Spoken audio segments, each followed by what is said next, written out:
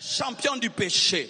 Il n'y a pas ceux qui maîtrisent le péché. Lorsque tu penses que tu maîtrises le péché, c'est le péché qui te maîtrise. Lorsque tu penses que tu es professionnel en péché, c'est le péché qui te domine. Si tu es esclave et dans la prison, c'est toi le chef. Même si tu es le chef en prison, tu es un esclave. Même si tu es le chef en prison, tu es un esclave.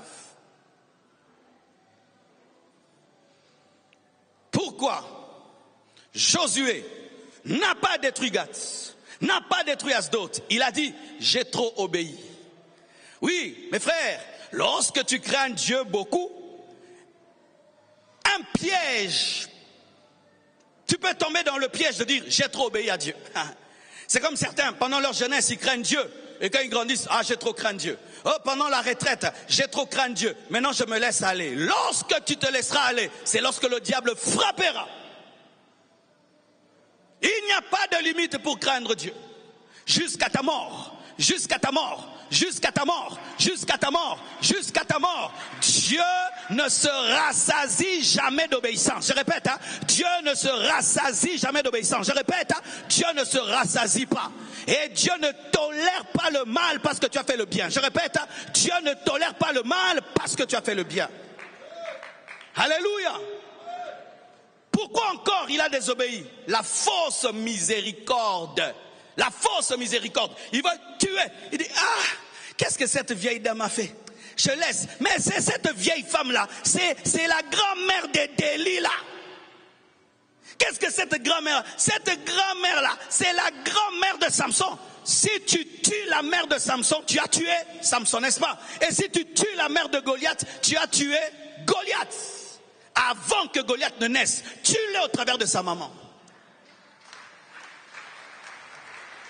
Avant que Goliath ne naisse, tue-le au travers de son arrière-grand-père. Et si tu l'as tué au travers de son arrière-grand-père, il ne naîtra pas. Si on avait tué les parents d'Hitler, est-ce qu'il serait né? Dieu te demande de tuer la maman du péché pour que le péché ne naisse pas. Alléluia. C'est ce que Dieu avait dit à Josué. Tue pour ne pas être tué. N'aie pas pitié, sinon tu pleureras. N'aie pas pitié. Il y a des gens, tu sors avec un homme marié, et puis tu entends une parole comme celle-ci, et puis tu as pitié de lui. Mais si j'arrête, il va pleurer. Qu'il pleure! Qu'il pleure! Il pleure quoi d'ailleurs? Il pleure qui? Il pleure quoi? Alléluia! Il pleure, ce papa-là pleure qui? Il a perdu qui? Il a perdu sa chose. Faites pleurer les gens. Faites pleurer. Quand Dieu a décidé de faire pleurer quelqu'un, laisse-le pleurer. N'ayez pas compassion là où Dieu n'a pas compassion. Je répète, n'ayez pas compassion là où Dieu n'a pas compassion. Si je le mets en prison, il va pleurer. Il doit aller en prison pour changer. Si je le chasse, il sera blessé. Certains, il faut les chasser pour qu'ils soient sauvés. Arrêtez d'avoir une fausse compassion. Arrêtez d'avoir une fausse compassion.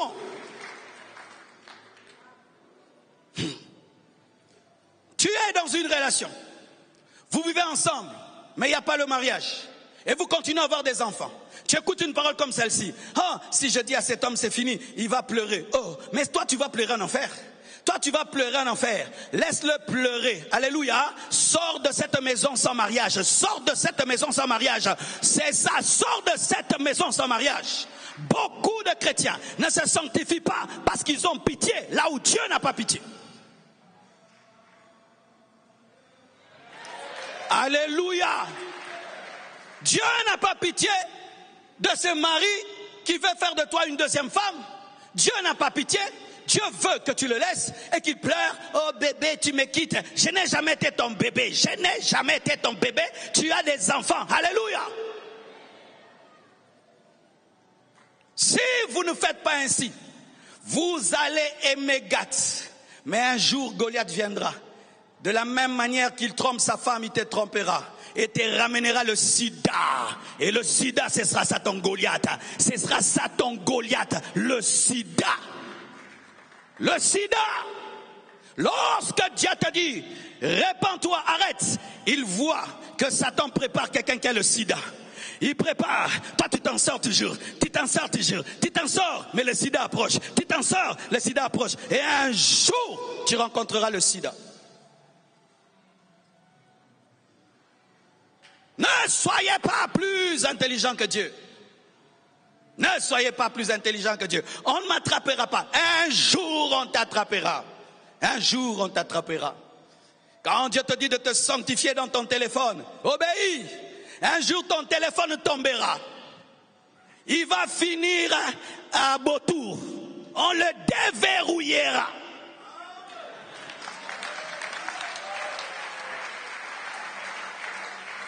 Un jour, quelqu'un perd son téléphone. Il fallait voir comment il avait peur. J'ai perdu mon téléphone. Qu'est-ce qu'il y a dedans? Mon téléphone. Qu'est-ce qu'il y a dedans? Mon téléphone.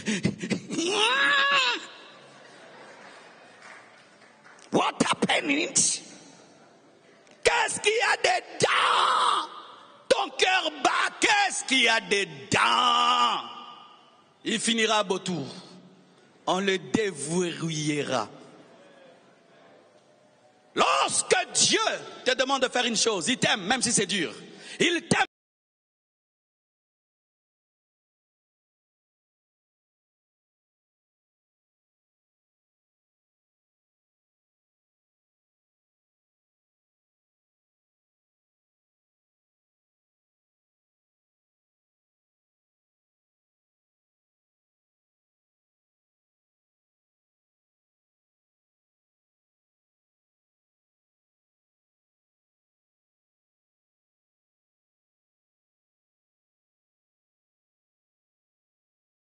Il t'aime même si c'est dur. Il t'aime même si c'est dur. Même si c'est dur. Pleure mais obéis. Pleure mais obéis. Pleure mais obéis. Pleurez et obéissez. Pleurez mais obéissez. Et Dieu ne peut jamais te demander de tuer les Anakim si tu n'as pas donné la main. Et Dieu ne peut pas te demander de faire une chose sans te donner la force. Les ordres de Dieu cachent ta capacité. Chaque fois que Dieu te donne une pomme, c'est parce qu'il t'a donné la mâchoire, il t'a donné l'estomac et le système digestif. Et Dieu ne peut pas te demander de faire une chose sans te donner la capacité. Tu peux vaincre, tu peux tuer Gath, tu peux tuer Axdote, tu peux parce qu'il t'a donné la main. J'aimerais vous dire que Dieu ne vous demandera jamais de faire ce que vous ne pouvez faire. Tu as la force, tu as la force. Et même si tu es tombé, tu peux te relever. Je te dis que Dieu te donne la force d'obéir à sa parole. Parce que Dieu ne s'amuse pas à nous demander des choses qu'on ne peut pas faire. Alléluia. Alléluia. Tue afin de ne pas être tué. Sépare-toi afin de ne pas être séparé de Dieu.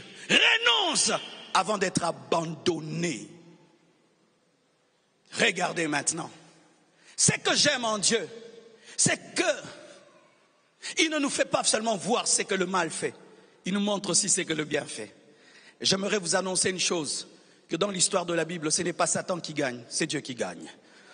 Et si tu veux maîtriser un livre, il faut aller à la fin. Même si au milieu c'est compliqué, va à la fin. Et lorsque je vais à la fin du livre, je vois que c'est Dieu qui a gagné. Je vois que dans la nouvelle Jérusalem céleste, il y a tellement de gens, des milliards de personnes. Que ne vous trompez pas, oh les gens ne craignent pas Dieu. Il y a des gens qui craignent Dieu qui vont au ciel. Le ciel sera plein. Alléluia. Le ciel sera plein et moi je serai dedans. Toi tu seras dedans. Alléluia.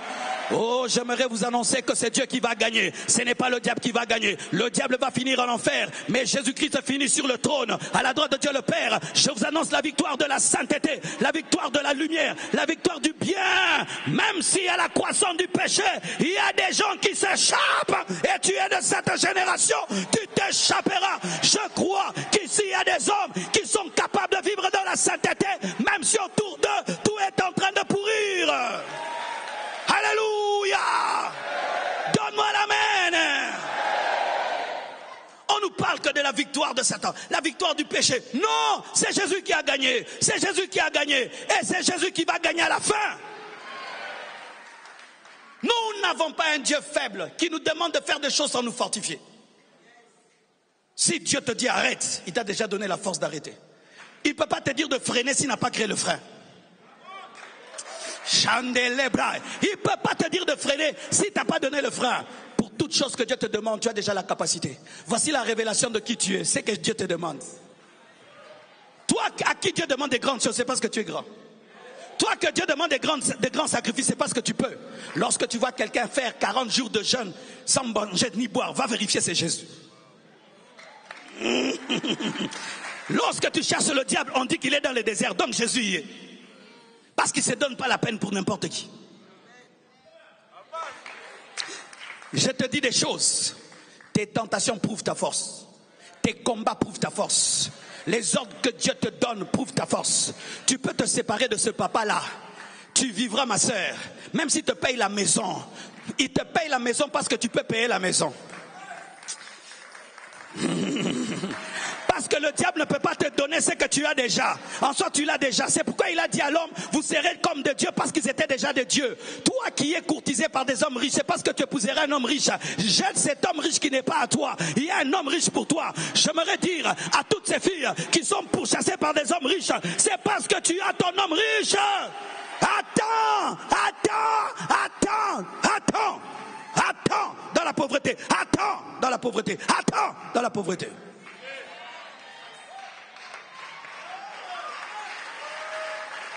Donne-moi la main, hein? Dieu ne peut pas te demander une chose que tu ne peux pas faire. Sinon, il t'a piégé. S'il te demande Isaac, c'est parce que tu peux donner Isaac. Il sait que tu l'aimes et tu le feras. Tout ce que Dieu te demande, tu peux le faire. Et ce que j'aime, c'est que partout où il y a Goliath, il y a David. Il n'y a pas que des Goliaths, il y a aussi des David. Si Goliath est né, David aussi est né.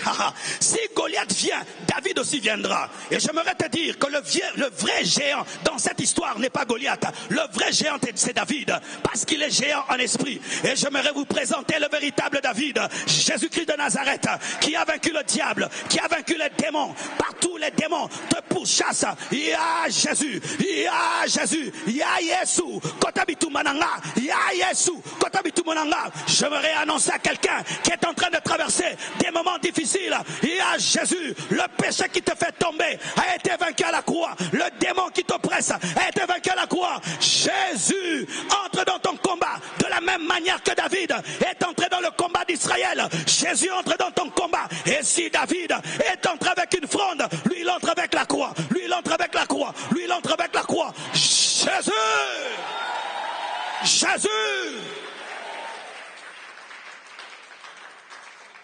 Quel que soit le péché qui te domine, Jésus l'a vaincu. Quel que soit le Goliath, il est vaincu par David. C'est pourquoi Goliath marchait, David courait. Pourquoi? Il avait besoin d'en finir. C'est pourquoi Jésus n'a eu qu'un ministère de 3 ans. Il voulait en finir rapidement. Mon frère, ce que tu appelles géant n'est pas plus grand que Jésus. Mais c'est que Satan, il envoie des géants physiques, mais Dieu envoie des géants spirituels. Dans la dimension de la taille, il était géant. Mais dans la dimension spirituelle, il était un nain. Mais comme c'est le spirituel qui domine les matériels, c'est pourquoi David devait vaincre Goliath. J'aimerais te dire que le nom de Jésus est court, mais il est puissant. Il est puissant. Il est puissant. Il est puissant. Jésus. Invoque Jésus dans la tentation. Oui. Quelqu'un veut te tenter, tu dis yes!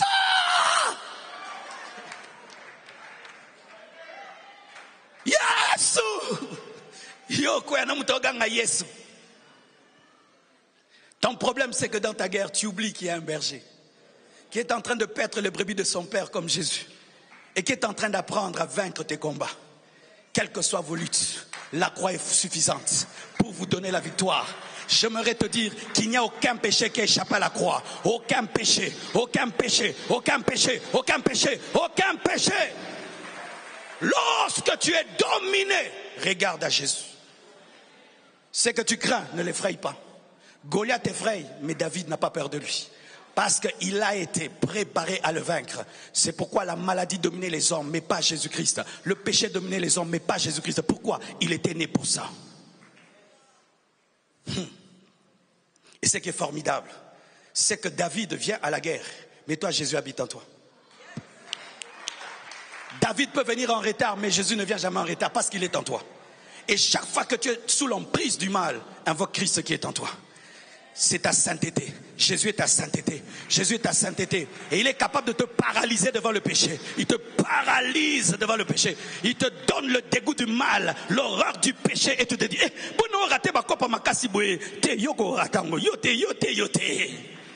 ça t'est déjà arrivé? Quelqu'un te parle en mal. Et puis, tu devais lui répondre mal. Il part et puis dit, comment j'ai raté? Jésus t'a fait rater. Parce que tu allais mal finir. Oh, donne-moi l'amen. Donne-moi l'amen. J'aimerais t'annoncer une chose. Tu n'es pas seul dans la guerre. Tu n'es pas seul dans le combat. Il y a David. Il y a Jésus. Il y a David. Il y a Jésus. Même si Josué a engendré Goliath, David vaincra Goliath. Partout où il y a Delilah, il y a le mystère de la seconde chevelure. Béni soit Dieu. Que l'onction de Samson n'ait pas été dans sa jambe. Parce que si on te coupe la jambe, elle ne peut repousser. N'ait pas été dans sa main. Parce que si on coupe ta main, la main ne peut repousser. Mais si on coupe les cheveux peuvent repousser. Dieu étant le stratège qui peut lire l'avenir, avait placé l'onction là où ça peut repousser. Et j'aimerais te dire que Dieu lit ton futur. Il peut lire ton futur et mettre la provision dans les cheveux. La provision dans les cheveux. Parce qu'il sait qu'on viendra couper les cheveux. Mais il y a le mystère de la génétique et le mystère spirituel. Et la seconde chevelure tuera Delilah. Si la première n'a pas tué Delilah, la seconde la tuera. Seria sendele brochayaya. Dieu n'avait pas donné tout le secret à Samson. Samson savait qu'il y avait la force dans ses cheveux, dans sa première chevelure. Mais Dieu savait qu'il y avait la force dans toute chevelure. Ainsi, en coupant la chevelure, ils ont cru qu'ils ont tout fini, alors qu'ils devaient lever la tête. Satan ne prendra jamais tout dans ta vie parce qu'il ne connaît pas tout. Il peut couper l'arbre, il y aura toujours les racines. Il avait coupé l'arbre, mais avec les racines. Il peut prendre la maison, mais sans prendre la bénédiction. On peut prendre le manteau sans prendre la bénédiction. On peut prendre le manteau de Joseph, mais pas la bénédiction. On peut couper les cheveux sans couper l'onction. Oh, donne-moi l'amen. Je prie que Dieu te restaure. Je prie que Dieu te restaure. Je prie que Dieu te restaure. Je prie que Dieu te restaure. Et que le diable qui a cru que par le péché, il allait t'en vaincre, qui voit que la grâce de Dieu t'a restauré. Donne-moi un amen. Satan ne comprendra jamais l'amour. Lui pense que comme il était jeté quand il a péché, nous ne serons jetés. Alors que l'homme Dieu pourvoit toujours le salut. Parce que les anges n'ont pas été créés à l'image de Dieu, mais l'homme a été créé à son image. C'est pourquoi il y a la surabondance de la grâce dans l'homme. Une fois le diable a péché, il a été abandonné. Mais 1000 fois, 7 fois le juste tombe, 7 fois il les relève. Je ne t'encourage pas au péché, je prêche que la Bible. La Bible est vraie. Si tu te répands, une autre onction viendra. Et Satan va dire, non, tu ne peux pas lui rendre ça. Non, il s'est repenti. Il s'est repenti. Frère, répands-toi, Dieu va te oindre à nouveau. Répands-toi, Dieu va t'utiliser à nouveau. Tu sais pourquoi tu vis? Pour te repentir. La vie, c'est l'occasion de se repentir. Voici une chose que les gens qui sont dans les shéols désirent vivre pour se repentir. Si je pouvais rentrer et me repentir, mais toi tu es, repens-toi. Mon frère, si tu meurs et tu te retrouves dans le feu, tu vas désirer une chose, revenir sur la terre seulement pour te repentir. Mais tu es sur la terre, repens-toi. Tu vois le péché là que tu as, c'est lui qui va t'amener en enfer. Mais pendant que tu es vivant, tu as l'occasion de corriger. Corrige. Le péché que tu as, c'est lui qui va te faire rater le ciel et l'enlèvement. Alors comme tu as l'occasion, corrige. Débarrasse-toi pendant que tu es vivant, car seuls les vivants peuvent se débarrasser. Partout où il y a Goliath, il y a David. Partout où il y a Delilah, il y a la seconde chevelure. Partout où il y a Asdod, il y a la capacité de rentrer à la maison. Donne-moi la main. Ils prennent l'arche de Dieu. Ils mettent tout devant Dagon. C'est interdit de toucher l'arche si tu n'es pas sacrificateur. Lorsque Uza a touché l'arche, il est mort. Mais quand l'arche se retrouve chez Dagon, en Israël on pleure, Dieu nous a quittés. L'arche est devant Dagon. Le Dieu de l'arche dit, ça c'est quelle impolitesse qu'on puisse me mettre ici. Il donne un premier chido à Dagon. Dagon tombe. Le matin, on trouve Dagon cassé en deux. On dit non, c'est un tremblement de terre. Peut-être il s'est un rat est passé par là. On le remet. Dieu donne encore un double patte, totalement détruit. Ils se disent, ça c'est anormal. Quand ils constatent, l'hémorroïde entre dans tous les pays. C'est pas moi qui dis, c'est la Bible, va lire. L'arche est dans la maison de Dagon, mais les hémorroïdes se promènent dans toute la ville. Pourquoi? C'est l'omniprésent qui était là. Ils ont cru qu'ils l'ont mis dans une maison alors qu'ils remplissaient déjà Ashdod, Makeriada. Ainsi ils sont devenus les prisonniers du prisonnier. Ils sont devenus les prisonniers du prisonnier. Ils ont cru qu'ils avaient emprisonné l'arche, mais c'est l'arche qui les avait emprisonnés. Et ils ont dit, il faut qu'on se débarrasse de cette arche. Mais comme ce ne sont pas des sacrificateurs, ils peuvent porter. Et ils ont fait quoi? Ils ont acheté des animaux. Et Dieu a toléré que les animaux portent alors que l'homme ne pouvait pas porter. La grâce. Et voici maintenant ce qui arrive. Ils prennent les animaux, mettent l'arche dessus pour dire, rentre. Si c'est Dieu, les animaux vont aller vers Israël. On va voir si le Dieu d'Israël existe. Mes frères, Dieu connaît ta localisation spirituelle. Personne ne te prendra ce qui est à toi. Dieu connaît ta localisation. Personne ne prendra ce qui est à toi. Dieu connaît ta localisation spirituelle. On met l'arche sur les animaux et il n'y a aucun homme. Et à gauche, c'est Israël. À droite, c'est la Philistie. On va seulement... Les animaux commencent à dire, pourquoi celui qui a créé l'animal était sur l'animal? Et puis il dit, va, j'aimerais t'annoncer le retour de la gloire. On ne dira plus Ikabod, mais on va dire Kabod. On va dire Kabod, Kabod. La Kabod va revenir dans ta vie à cause de la grâce et la miséricorde de Dieu. Vous savez pourquoi je prêche comme je prêche? Parce que si on ne prêche pas comme ça, on a un problème au Congo. Quand quelqu'un fait le mal, on l'enterre. Mais regardez Dieu. Lui-même est rentré. Il est celui qui cherche Adam et Ève après le péché sans invitation. Il pouvait dire, mourrez, je vais créer d'autres hommes. Il a pris la terre, prends encore une autre terre, crée. Non, tout ce que Dieu touche devient excellent. C'est pourquoi Dieu ne peut pas le perdre. Frère, Dieu t'aime trop. Dieu t'aime trop. Sors de ce péché qui n'a pas ta valeur. Tu es un diamant. Sors de la boue. Tu es un diamant. Sors de la boue. Sortez de la boue. Sortez de la boue. Sortez de la boue. Vous êtes des diamants. Ce que tu ne détruis pas aujourd'hui te détruira. Mais si tu es vivant, tu étais détruit. Tu peux être réparé. Tu peux être réparé. Aïe, aïe, aïe. Maintenant, j'aimerais vous partager quelque chose.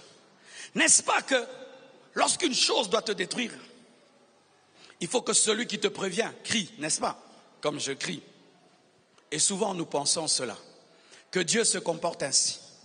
Par exemple, si là, en descendant seulement là, je vais mourir, si toi tu le sais, et que je commence à venir comme ça, tu vas faire quoi? Tu vas dire quoi? Je répète, si descendre ici, ça va me tuer. Et toi, tu le sais. Dès que je commence à m'en approcher, tu vas faire quoi? Tu vas faire... Ah! N'est-ce pas? Hey! Keba! Liweza kuna! N'est-ce pas? Mais Dieu ne fait pas ça. Il dit, Keba, liweza kuna. Vous savez pourquoi? Parce qu'on pense que Dieu va crier comme nous alors que c'est un roi. C'est pourquoi le jour où tu vas t'approcher de ceux qui te tuent, Dieu aura le même calme que quand tu marches dans la crainte. Il va te dire, attention fils, c'est mortel. Ah, comme il ne crie pas, c'est grave. Ya! Il dit, Dieu, il fallait dire. Mais j'avais déjà dit. Non, il fallait crier. Mais tu avais entendu. Alors, souvent quand on prêche comme ça, il y a quelqu'un qui va dire, mais Dieu n'a pas parlé de ce que je fais. Hein. Il a parlé de ce que tu fais, mais il n'a pas crié. Si Dieu te dit seulement, mets ta vie en ordre, il y a tous tes péchés dedans. Si Dieu te dit mets l'ordre dans tes relations, il y a aussi le mari d'autrui dedans. Tu n'as pas besoin qu'on cite le mari d'autrui, mets l'ordre dans ta vie, c'est tout. Quand je dis je vais mettre de l'ordre dans ma chambre, tout est dedans, non? Les chaussures, les vestes et les cravates, c'est dans mettre l'ordre. Est-ce qu'on doit préciser, je vais mettre mes chemises en ordre? Pourquoi toi tu veux que je te précise? Tu veux que j'ai le catalogue des péchés? Ton problème le voici. Tant que Dieu ne crie pas, tant que Dieu ne précise pas, tu penses qu'il n'a pas parlé. Alors qu'il parle des fois en général parce que tu es très intelligent.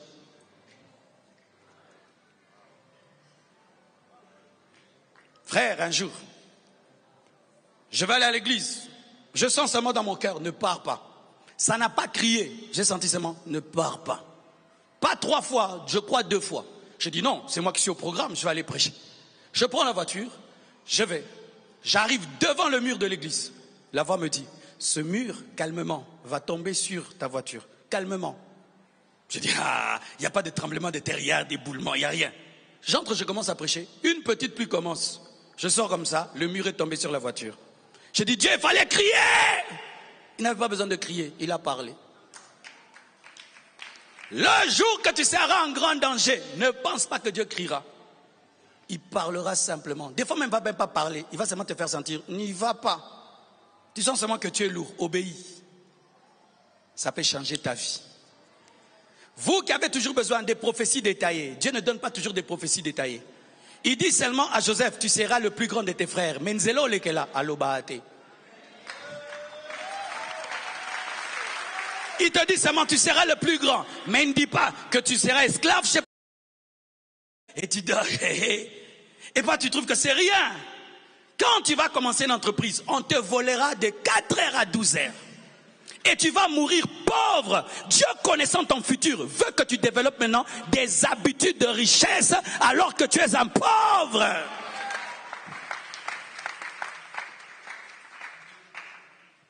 Bientôt, très bientôt, on va t'attraper.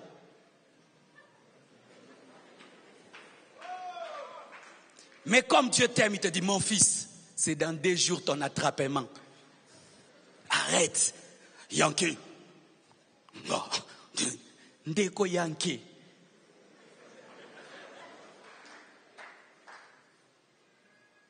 Ainsi, le sage, qu'est-ce qu'il fait? Quand Dieu peut voir dans un petit python, un gros python, il coupe sa tête. Quand Dieu peut voir dans un petit lionceau, un lion, il coupe sa tête. Lorsque tu peux voir dans une habitude la mort, même si ce n'est pas grave aux yeux des hommes, tu coupes la tête. Détruit, afin de ne pas être détruit. Que Dieu vous bénisse abondamment. Nous allons nous tenir debout. Oh Jésus. Commence à remercier le Seigneur pour sa parole. Commence à rendre grâce à Dieu pour sa parole. Seigneur, merci pour ton message. Merci Seigneur de nous parler. Saint, Saint, Saint, désormais, tout l'univers. C'est ça Gath, c'est ça Asdod. Sache que le véritable David est là pour t'aider. Sache que la grâce de la seconde chevelure est là. Sache que l'arche peut retourner à la maison. Approche-toi et ensemble nous allons prier. Afin que Gaza meure, Gath meure, Asdod meure. Afin que Delilah meure. Afin que Goliath meure. Afin que les Asdodiens soient frappés. Ne résiste pas. Fais très attention.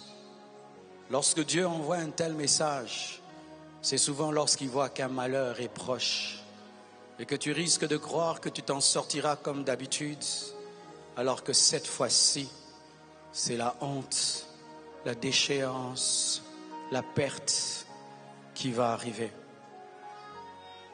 Ne te gêne pas, nous sommes à l'hôpital, nous sommes dans la maison de Dieu, nous sommes dans la maison du Père. Ne te gêne